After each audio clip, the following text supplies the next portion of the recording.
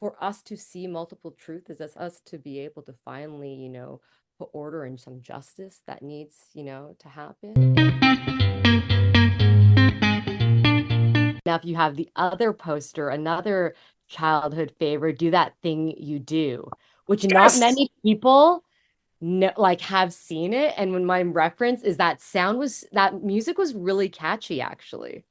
Like that was a catchy tune. I feel like it's one of those, there's lots of movies that based on like how bands get together, how they break up. This Yeah. was one of the good ones. I really liked it. I just showed it to my 15-year-old a few months ago. Yeah. And I mean, it's a little out of date in some ways. Um, but it's still really good. Like it's just It's the really film good. is just joy. Like there's so much joy in that story. Yeah, I really loved it. I love how the only thing in my background is a bottle of tequila. I'm just gonna Fair. push that out of frame there. Well, honestly, Tiffany, let's talk Breaking Idol, which is a very different type of music film than that thing you do, just by a little. Just a little bit, yeah. Um, this is an incredible story. It's a beautiful film. How did it come to be? Why? You know, it's it was it was a film that was brought to my attention. I was asked by Frantic Films and CBC. They invited me to see whether or not this was a project that I would be interested in taking on, given the parameters that it would need to be, done and delivered within 8 months, which is a very, very tight timeline. And the history of how I've made all my films, it's usually laps over years and years and years. But I know Frantic Films has been developing this project since 2022, even before then, when they caught wind of the story, and they were just in development for a really long time. And I think it was just kind of the right people kind of came together. CBC really wanted a story like this to be told, but obviously also really felt like the POV was really important. I think we all had the same objective that we didn't want to create a salacious rise and fall piece of Jacob Hoggard, because that's quite easy to do. And frankly, I don't think I would be the right director for Mm. a rise and fall piece personally. My interest in it was definitely to hear from the survivor, from the women that had endured, these years of trying to get their voices heard. I was also very fascinated with kind of how the whole fandom and how that could be weaponized without even knowing that you're part of, this defense of a sexual predator, and that to me astonished me because that was only a year after the Me Too movement, where the defense of a bunch of young women going to his defense online, silencing, with maybe knowing or not knowing, silencing other women coming out with their stories. And that was kind of at the very beginning of how this turned into this like digital warfare online between, women who had encountered experiences with Jacob Hoggard and his devoted fans as well. And so to see that play out, to learn about how that even started, really made me think about just kind of that discourse that led to all of this, that led to then Jessica wanting to come out with her story. Yeah, can you talk to me? Can you tell me a little bit about your conversations with Jessica? Because first of all, I mean, the bravery to speak out initially is one thing. Certainly, she went through the ringer after she did, but as well. But can you talk a little bit about what strikes you most about her? And she seems like an amazing woman. I think, when I first met with her, I went over to Ottawa to go and see her and to talk to her. But like what struck me is that normally after a trial like this, you kind of want to try to get on with your life as best as possible. Um, and what struck me was that she wanted to do more. She, her initial reasoning of even wanting to come out was she was baffled by all the stories that were coming out online, Mm. and that there were, some not as obviously as detailed as the things that, had happened to her that she shared, but she knew that she needed to add her voice to the story, but still obviously remaining anonymous. And from there, understanding that the only reason she decided to report to police was after hearing about this underaged girl, that had reported to police after, ironically, after reading the CBC article. And it was at that moment that Jessica was like, I can't let this girl go to trial on her own. She needs backup. She needs somebody, Yeah. someone else's story to make sure that, she's being believed. Because at the end of the day, as Jessica said, all survivors want is to be believed. And so really every step of the way in Jessica's journey has been for other survivors, for other women, for everyone else to be believed. And even up to trial, even preparing for trial, and even after she gets a conviction, wanting her, wanting to reclaim her identity and what that will mean for other women was just yet another chapter in Jessica's story about giving agency to other women, that, we don't need to feel shame. How do we flip that shame narrative onto the perpetrator, knowing that, once he gets out, his life will continue. How do we ensure that people remember the story? And often the truth is that most of these cases, people do choose to, hide their identity for the reasons of, being ostracized, being shamed, being ridiculed. And for Jessica, it was enough was enough. And she wanted people to know that she was a human, and that maybe those that still believed Jacob would maybe change or flip or change to even see the perspective of her side, if they knew that, if they saw a face, a name to the story. And for those reasons, I find her incredibly admirable, brave, courageous, inspiring, because, like I said, she didn't have to do that. She could have just tried to continue, her life after all of this. And but the truth of it is that it doesn't never go away. As a survivor myself who's gone through trial, like, I know what it means. Like, you try to move on, but you find different ways of how to get, go on with a normal life. But it's always there, and you find ways to, to move forward, as well as knowing that, this story, your experience, will inevitably shape the way you move through life for the rest of your life.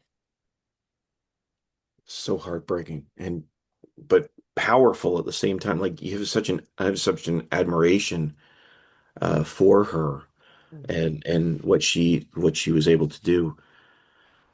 You mentioned the word truth a minute ago, and that's kind of where I wanted to go with this. Is can we talk about this the unbelievable devotion of it's Jacob's fans and the truth and the tension there because I mean and Jessica's caught in the middle. She knows what happened, and Mhm. you have all these people running to his defense. Um, why is it that we're so defensive about not we? I mean, but I mean in general, like with our General, fallen idols. yeah, I mean, like, I think that we as a society, I think the best way I could try to even understand from their perspective, because I've never had that type of fandom where the truth from, not wanting to believe, Mm. and wanting to see the truth of your idol, is a real reflection of ourselves as well. I think when you've based so much of your identity and your world, um, to somebody, to a band, to the music, you become one in many ways. And, you know, him being a target and him being, demonized as this rapist, for them, that was a direct impact of the fans feeling threatened, by everything that they believed in. And the best way I could see that is, when speaking to some of the fans and hearing from them, is like, is as if, someone in your family has been accused of a crime, and there is Mm. the first reaction is, I cannot believe that they could possibly do such a thing, because you feel like you have this parasocial relation that you really feel like you believe you know them, and that there's no way possible that this man who has helped me through the hardest time with their lyrics, who has made self-empowering music videos and things like this, how could someone like this do something like that? Ultimately, I see that betrayal is a hard emotion to come to terms with, to feel like you've been betrayed by somebody. And often, to protect yourself from that betrayal, you need to see another type of truth. And, I feel like this story is a microcosm to our world and our society. It's really hard for people to really see another truth, and or even to hold multiple truths at the same time. Can you be can this man have sung really heartbreaking music that you really connected to and also be a rapist? Yes, Mm. that can be true. And I think that in our world today, with everything that's happening, is that for us to see multiple truth is as us to be able to finally, put order and some justice that needs, to happen. And until then, it's going to be really hard, and there will always be that divide. There'll always be that black and white, like he's this person, therefore he cannot have done that. Whereas that can totally be true. You can be a good person to your friends and family and also be a violent criminal. Yeah. Yeah. I mean, that's I that, mean, I that's feel like it's with true. Jacob's story and like with everything that we have seen historically with musicians and pop stars and idols, and I mean, it's ironic but not ironic. It's like with yet another Diddy doc out, you know, Mhm. there could be like tens and thousands of Diddy documentaries, but the fascination of these people, and how they have led this life, and no one, or people knew, but no one wanted to talk about it, and as it all comes to surface, I don't think we need to look south of the border of these types of celebrities that have done this. You could just look here in Canada right now, how many, so many of our quote unquote national heroes, that have done these crimes, and ask ourselves, what have we done? How have we, kind of endorsed those people and those bands, or the sport or the teams, Um, I think that for me, I really do hope that when people watch this, we are also checking ourselves. Where do you draw the line? Where do you draw the line where you try to separate the art from the artist, the sport from the player, right? Like Hockey Canada, it was the same defense lawyer as Jacob Hoggard, you know. Um, yeah, that's crazy. Yeah, so that was wild as we were finishing the film. The Hockey Canada trial was on its way, and a lot of the same things that Jessica and the other survivor MB endured, were things that was happening to, I guess she goes by the acronym EM. Yeah, from the Hockey Canada trial. Yeah, I mean, it just makes me sad because, but I think like when we live in a world of the image, and like Mm, you said, the art and the artist, but we live in a world of the image where we see somebody and we like what they've done, therefore we make assumptions about who they are when we don't know them. no. We don't know their story, and I mean, part of the marketing of musicians and I guess celebrities is like we want to create that intimacy. We want to market them as this is your everyday person. He identifies with you. You could identify with him. And same thing as filmmakers and storytellers. Like we try to tell the stories that people will feel intimately connected to, as if they know those people, and to that is so that the film does well, those stories get heard, and humanizing them, but you could also be doing that same harm to someone who is actually a rapist, mm, and I think the accountability of how the music industry has long protected, maybe knowing or not knowing, or not wanting to be accountable for what they're doing, or how do you create that safe space where you are doing your due diligence of what these rock stars, these pop stars are doing behind, behind the stage. And I think it's really easy for management and music industries to, that's just like Yeah. how the industry works, right? They're very easy able to detach themselves when shit goes crazy, how fast it was that Jacob Hoggard's agent labels dropped him within 3 days. Mm. Like if you think about that, before any charges, before anything, 3 days you get dropped.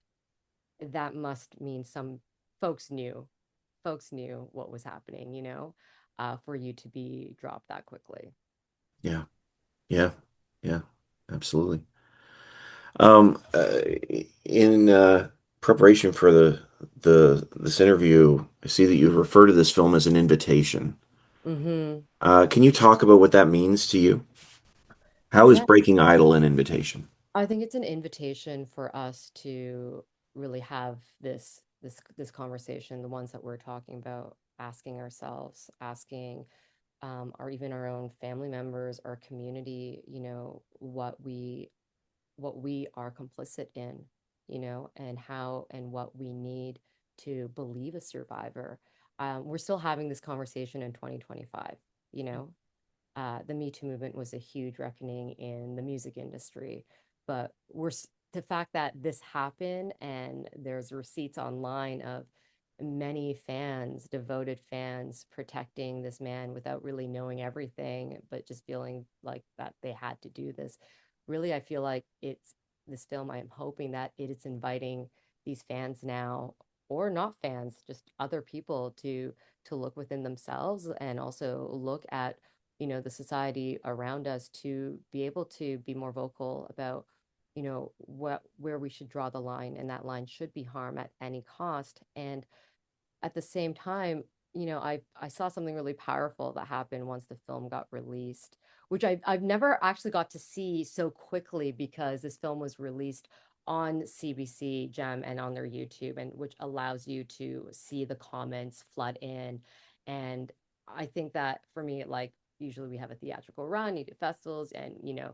but never have I ever seen a film of mine just go right away on the platform, available for everyone to comment on. And it was incredibly moving, incredibly powerful to see that discourse happen. That invitation that I was speaking to is like, former fans were now able to comment on their own experience, Mm. making direct apologies to Jessica of what they didn't even realize that they were standing beside, to have that discourse. Like, the internet can be like a really horrible, mean, and ugly place, but it could also, as we know, can be a really beautiful, powerful thing to see that solidarity, to see people having live reflections of the roles that they played, and to be able to have and leave comments for Jessica, which Jessica, spent the first week reading those comments, and being so moved by how people had kind of come to terms with their own positioning, but also other women who had their own, experience with Jacob, speak about that and feeling like a safe space to do that. So I so that invitation is really to bring people into the fold, so that it isn't the end of a story. It really is the beginning of one. It isn't wagging a finger and speaking down to people or calling people out. It really is allowing us to see multiple perspectives so that people can add to it. And that's why I think the fans, I give them a lot of credit to wanting to be part of this project, because they knew that the story would feature the survivors, feature Jessica, and that they would be adding their story, and to be very for them to be very open with how it was for them to understand that, people might judge, people might say all these things, but at the end of the day, their truth of how they got so, wrapped up and in love, and in this belief of he couldn't do such a thing. That's important for people to know, because Jacob's this one artist, there are multiple people that have galvanized a huge fan base, and we need to understand, the complexity in that parasocial relationship, and how it can be weaponized. And I mean, I think we've already seen that with you know, major stars with, millions of fans and what they can do to ignite hate amongst a directed, party if the artist deems that's the person you should hate now, and so we can't underestimate that power of fandom, and there's a beautiful thing about it, but there's also can for the wrong reasons can be something very toxic and problematic. Absolutely. Absolutely. Honestly, Tiffany, the film is incredible. So powerful. Thank Um, thank you so much for the time to chat with me. I really appreciate it. I know it's streaming on CBC Gem now. Is that Streaming on CBC Gem. It's available on their YouTube channel as well. And yeah, and honestly, I hope invite everyone to go to beyondtheverdict.ca or beyondtheverdict.org, I believe. And it's an organization started now by Jessica Kelly Favreau and Christy Lee. And this all got started during the making of the documentary, and it really brings in the conversation that we're talking about, where people can go to find support, but also just be part of the moving, discourse that we should head towards. I appreciate that so much, honestly. It's a special Breaking Idols special film. Thank you so much, Tiffany. I appreciate it. Have a great day. You too. Appreciate this. Thanks.